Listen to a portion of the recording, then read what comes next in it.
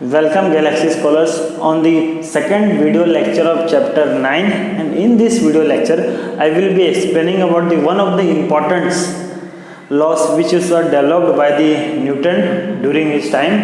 So इस video lecture में समझने की कोशिश करेंगे कि न्यूटन की जो मेन 3 लॉ है उसमें जो फर्स्ट वाला है वो आखिर क्या है और कहाँ वो हर जगह एप्लीकेबल है।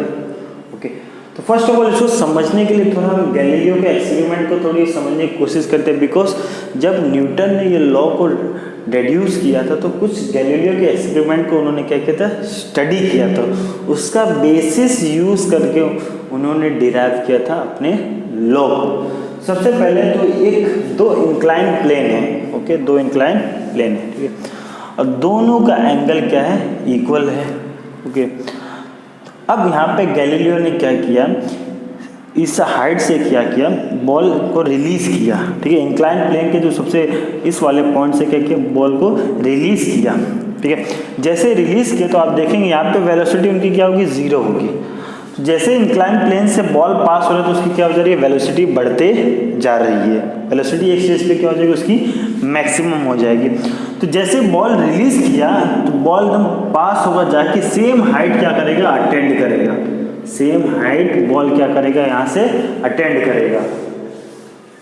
ओके, अब क्यों ऐसा, बिकॉज यहाँ पे आप देखेंगे कि दोनों इंक्लाइन प्लेन के दौरान क्या है, एंगल इक्वल है, angle I is equal to angle J, ठीक है, यानी कि रफली वो ट्राई करेगी कि सेम ही हाइट क्या करेगा, वो अटेंड करने की कोशिश करेगा।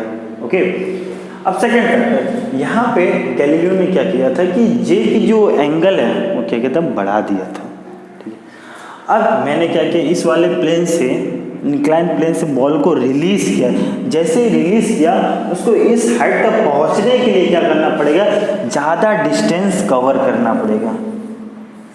It will try to cover large distance for the attending that point of a height, यानी उस पॉइंट तक पहुंचने के लिए क्या करेगा, वो ज़्यादा डिस्टेंस कवर करेगा। अब देखेंगे इस दौरान है क्या कि यहाँ पे मैंने एंगल ऑफ जे क्या किया, बढ़ा दिया गया है, ठीक है। अब सी वाले केस में क्या है, कोई इंक्लाइन प्लेन नहीं है, सीधा क्या कर रहे हैं, हम बॉल को रिलीज कर रहे हैं, बॉल क्या कर रहे हैं, जाते जा रहे हैं, तो वो एक तरीके से मूव करते ही जाएगा उस हाइट को अटेंड करने के लिए, एक तरीके से जो हाइट से उसको रिलीज किया गया, बट ऐसा होने वाला नहीं है। और कुछ देर बाद, ओके, कुछ देर बाद क्या होगा कि अपनी जो बॉल है स्टॉप हो जाएगी, बिकॉज एक तरीके से वो कहते हैं ना कि फ्रिक्शन के बैलेंस फोर्स भी क्या हो जाएगा, स्टॉप हो जाएगा, बिकॉज आप पढ़े हैं कि फ्रिक्शनल फोर्स अपोजिंग फोर्स है, ठीक है। जिस तरह अगर बॉल इस तरह मूव कर रहा है तो उसको अपोजिट डायरेक्शन में क्या लगता है, फ्रिक्शनल फोर्स लगता है, तो उस हाइट को अटेंड करने के लिए क्या करता रहेगा, वो मूव करता ही रहेगा बॉल। अब क्या ऑब्जर्वेशन उन्होंने स्टडी करने के बाद एक स्टेटमेंट निकाला न्यूटन ने, जो कि an object remains in a state of a rest, अगर कोई ऑब्जेक्ट है वो रेस्ट में है तो रेस्ट में रहने की ही कोशिश करेगा, ओके, और of a uniform motion in a straight line unless compelled to change that state by an applied force. अगर वो कांस्टेंट मोशन से जा रहा है तो कांस्टेंट मोशन रहने की ही कोशिश करेगा, यानी कि जिस मोशन से वो मूव कर रहा है, यूनिफॉर्म मोशन कर रहा है, okay, equal time equal distance cover करे तो यूनिफॉर्म ही रहने की कोशिश करेगा, अनलेस उस पर कोई अनबैलेंस फोर्स लगा तब तक वो ट्राई करेगा, ठीक है। अब जैसे ही मान लीजिए कोई ऑब्जेक्ट है, ठीक है, कोई ऑब्जेक्ट है, मान लीजिए अपना बॉल है 50 मीटर पर सेकंड के हिसाब से जा रहा है, ओके, एयर में, तो 50 मीटर पर सेकंड के हिसाब से ही क्या करेगा, मूव करेगा, मोशन करेगा, अनलेस जब इस पर कोई बैट लगेगा तो उसकी क्या हो जाएगी, मोशन स्लो हो जाएगी, बिकॉज इस पर क्या लगा, एक अनबैलेंस फोर्स लगा, जो कि किसके वजह से अराइज हुआ, बैट के वजह से यहाँ पे, ओके। अभी मैं यहाँ पे रेस्ट में, तो रेस्ट में रहने की कोशिश करूँगा, ओके, अनलेस मुझे क्या लगे, एक अनबैलेंस फोर्स लगेगा, ओके, जिसके वजह से क्या होगा, मेरी मोशन क्या हो जाएगी, चेंज हो जाएगी, ठीक है। ये बहुत easy, there is nothing complex in the whole law, okay. अब देखिए ये भी है अपना इस तरीके से डस्टर है, अभी भी मोशन में नहीं आने की कोशिश करेगा, बिकॉज जब तक मैं इस पर अनबैलेंस फोर्स ना लगाऊं, जैसे इस पर अनबैलेंस फोर्स लगेगा तो क्या हो जाएगा, गिर जाएगा, इसका मोशन के चेंज की वजह से। तो सिंपल, यानी कि अगर रेस्ट में तो रेस्ट में रहने की कोशिश करेगा, यूनिफॉर्म मोशन में तो यूनिफॉर्म मोशन में ही रहने की कोशिश करेगा जब तक उस पर कोई अनबैलेंस फोर्स लगे ना। क्लियर बात फंडा। अब देखिए कार भी मोशन की वजह से सिंपल यूनिफॉर्म मोशन करता है। अब जैसे हम वहाँ पे एक्सीलरेटर देते हैं तो उसकी क्या हो जाती है, मोशन बदल जाती है। ओके, तो ये बात होगी। तो आपको ये स्टेटमेंट लिख के रखिएगा।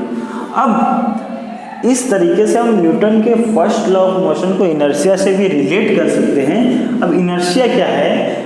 इनर्शिया एक बॉडी की नेचुरल टेंडेंसी है कि किसी भी मोशन को रेजिस्ट करना, ठीक है, यानी कोई इस पर कोई फोर्स लग रहा है तो उसको रेजिस्ट करने की कोशिश करेगा, तो उसे क्या कहा जाता है, इनर्शिया। ओके, जैसे कि अब मैं समझने की कोशिश करता हूँ। जैसे कि आप कोई पर्सन है, ओके, जिसकी एक की पर्सन ए की वेट कितनी है, 20 kg मान लीजिए, एजम्पशन जैसे पर्सन बी की 50 kg।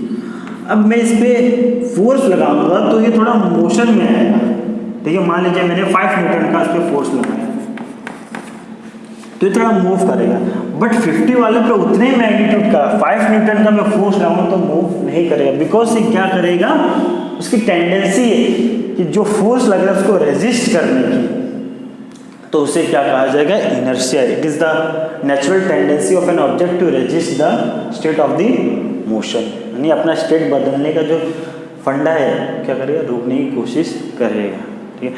अब जिसका जितना ज़्यादा मास उसका उतना इनर्शिया ज़्यादा है।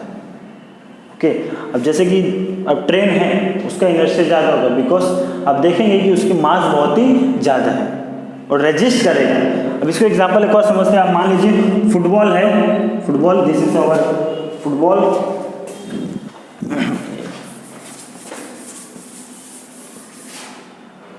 ये अपना फुटबॉल है और ये अपना स्टोन है।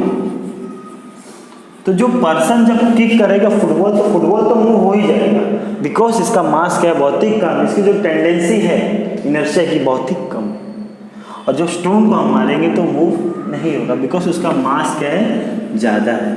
जब मास ज़्यादा रहता है तो इनर्शिया भी ज़्यादा रहता है। तो हम रिलेट कर सकते हैं कि दोनों में, अब न्यूटन का फर्स्ट लॉ भी यही कह रहा है कि ऑब्जेक्ट क्या कर रहा है, रिमेन्स इन स्टेट, यानी जिस स्टेट में उसे रहने की कोशिश कर रहा है। इनर्शिया भी यही कह रहा है कि उसकी टेंडेंसी है कि वो अपना स्टेट ऑफ मोशन नहीं बदलना चाहता है। और न्यूटन का फर्स्ट लॉ भी अपना यही कह रहा है कि किस में रहना चाहता है, जिस स्टेट में है उसी स्टेट में रहना चाहता है। तो एक तरीके से दोनों क्या है, सेम है।